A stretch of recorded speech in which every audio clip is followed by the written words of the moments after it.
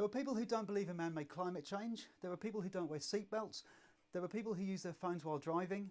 There are anti-5G campaigners who don't understand non-ionising radiation.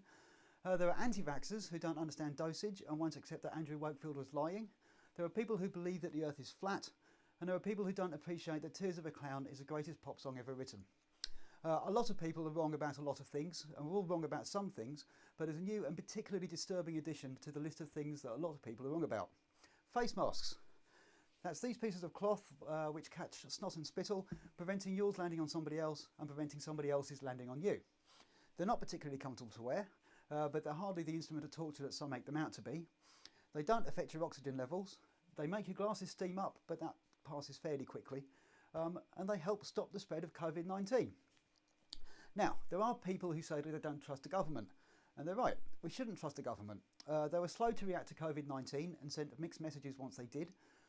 When they said that we shouldn't wear face masks, it wasn't because they're not a good idea. It was because we didn't have enough for NHS staff, and many of those we had were out of date.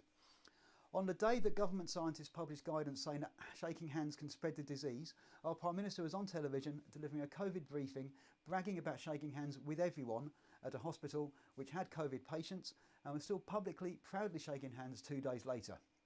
3 weeks later, he was confirmed as having coronavirus. We'll never know how many people he infected personally, how many people were infected by people following his lead, and how many families lost loved ones as a result. But I digress. Wearing face masks isn't about the government. Wearing face masks is about the simple fact that they reduce the chances of you infecting other people and reduce the chances of other people infecting you. It's that simple. Please, unless you have a medical reason not to, wear a mask. It's a relatively small inconvenience that can save lives, and some of them are pretty snazzy too.